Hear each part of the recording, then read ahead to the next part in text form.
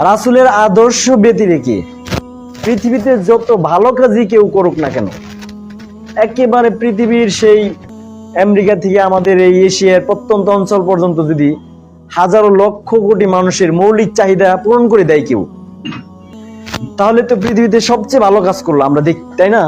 শান্তির জন্য তো মানুষ নোবেল পুরস্কার পায়, মানে সারা পৃথিবীকে শান্ত করার জন্য, মানুষ হত্যা করা, মানুষকে মৌলিক অধিকার থেকে বঞ্চিত করা, এর ব্যতি রেখে যারা কাজ করে তারাই তো শান্তিতে নোবেল পুরস্কার পায়, তাই নয়?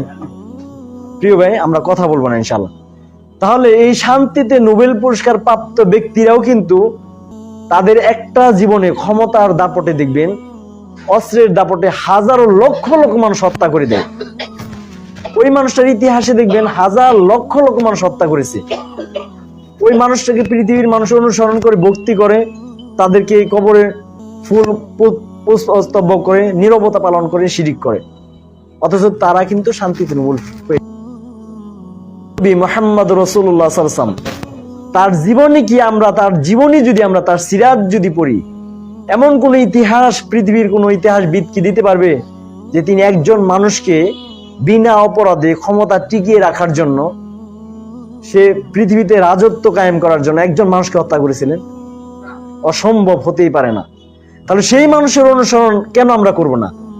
আর আমরা মুসলিম, আমরা আল্লাহর কাছে আত্মসমর্পণকারী, সেই মানুষের আদর্শ মেনে নিতে যদি আমাদের দ্বিধাদ্বন্দ্ব হয়, তাহলে ধরে নিতে হবে সেই মানুষের সুন্নাহ আদর্শ যদি আমরা ব্যক্তি জীবনে ধারণ না করি, বোঝা যাবে যে আমরা অবশ্যই তার অনুসরণ করতেছি না, মূলত আমরা শয়তানের অনুসরণ করতেছি। সম্মানিত প্রিয় উপস্থিতি, এই জন্যই রাসূলের সিরাত পড়ার জন্য বিনীতভাবে আমি আহ্বান জানাবো আপনাদেরকে। বাংলার ইতিহাসে সর্বশ্রেষ্ঠ সিরাতুর রাসূলের যে অনুবাদ লিখেছেন তিনি হচ্ছে ডক্টর আসাদুল্লাহ আল গালিব। এর চেয়ে মাধুর্যপূর্ণ, এর চেয়ে সুন্দর, এর চেয়ে বিশুদ্ধ সূত্র আপনি বাংলা কেন এশিয়া মহাদেশ আর পাবেন না নিঃসন্দেহে ইনশাআল্লাহ। তিনি এই ভাষার উপরেই গবেষণা করেছেন। আমরা যে আকীদার মানুষ, এই আকীদার উপরে উনি পিএইচডি ডিগ্রি অর্জন করছেন। শুধু বাংলাদেশে একটা বিশ্ববিদ্যালয়ে বসে তা না, তিনি এশিয়া মহাদেশ পৃথিবীর বিভিন্ন দেশে তথ্য সংগ্রহ করে এই বিষয়ের উপর পিএইচডি অর্জন করেছেন। অতএব তার সিরাতটা যদি আমরা জানি, তাহলে রাসূলের জীবনী তার চোখে, তার লেখায়, তার ভাষায় আমরা জানতে পারবো। সম্মানিত প্রিয় উপস্থিতি, তার সিরাতকে পড়ার জন্য আমি বিনীতভাবে আহ্বান করবো আপনাদেরকে। আর আমরা যে নিয়তের জন্য এখানে এসেছি, আল্লাহ যেন সেই নিয়ত, আমাদের দিনের, আমরা দিন কায়েমের উদ্দেশ্যে যে এসেছি, আল্লাহ সুবহানাহু ওয়া তাআলা যেন আমাদের এই দিনকে আমাদের ব্যক্তি জীবন থেকে সার্বিক জীবনে মেনে নেওয়ার আল্লাহ সুবহানাহু ওয়া তাআলা সেই সুযোগ, সেই তৌফিক আমাকে আপনাকে দান করুন, সকলে বলে আমিন। সম্মানিত প্রিয় উপস্থিতি, বলছিলাম ইন্নাদ দীনা ইনদাল্লাহিল ইসলাম, একমাত্র আল্লাহ সুবহানাহু ওয়া তাআলার কাছে গ্রহণীয় দিন কি? ইসলাম। এর ব্যতিরেকে যদি কোনো আদর্শ তো আল্লাহর কাছে গৃহীত হবে না, তাই না? বর্তমান পৃথিবীতে কিন্তু আমাদের তত্ত্বসূত্র দিলে নাজমল ভাই অনেক, বর্তমান পৃথিবীতে 104টারও বেশি আদর্শের দিকে মানুষ বিশ্বাসী। মানে আমরা যেমন ইসলামকে দিন বলি, এরকম 100রও উপরে তারা দিন মানে। তারাও তো পৃথিবীতে আসছে, তারাও মৃত্যুবরণ করবে, তারাও তো সৃষ্টিকর্তার সামনে দাঁড়াবে, তাই নয়? কিন্তু আল্লাহ সুবহানাহু ওয়া তাআলা এই দিন ইসলাম ছাড়া অন্য কোনো কিছু আল্লাহ গ্রহণ করবেন না। তারা বিনা হিসাবে, বিনা জবাবে কিন্তু জাহান্নামে চলে যাবে।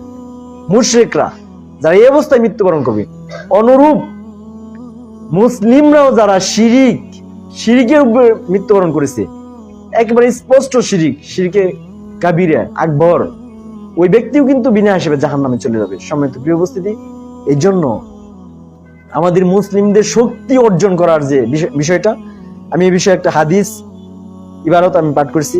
আন উমর ইবনুল খাত্তাব রাদিয়াল্লাহু আনহু আন্না নবী সাল্লাল্লাহু আলাইহি ওয়াসাল্লাম ক্বালা আলাইকুম বিল জামাত ওয়া ইয়াকুম আল ফুরকা। উমর ইবনুল খাত্তাব রাদিয়াল্লাহু আনহু বলেন, রাসূল সাল্লাল্লাহু আলাইহি ওয়াসাল্লাম ইরশাদ করেছেন, জামাতবদ্ধ জীবন যাপন হচ্ছে আমার মানুষের জন্য অপরিহার্য বিষয়, আর বিচ্ছিন্ন জীবন কি? নিষিদ্ধ। বিচ্ছিন্ন জীবন মুসলিমের জীবন হতে পারে না, অন্তত সে যে আকীদারই হোক না কেন, অন্তত বিচ্ছিন্ন জীবন গ্রহণ করার কারণে আজকে আমাদের অন্যতম অধঃপতনের কারণ। হাদিসের অন্য অংশে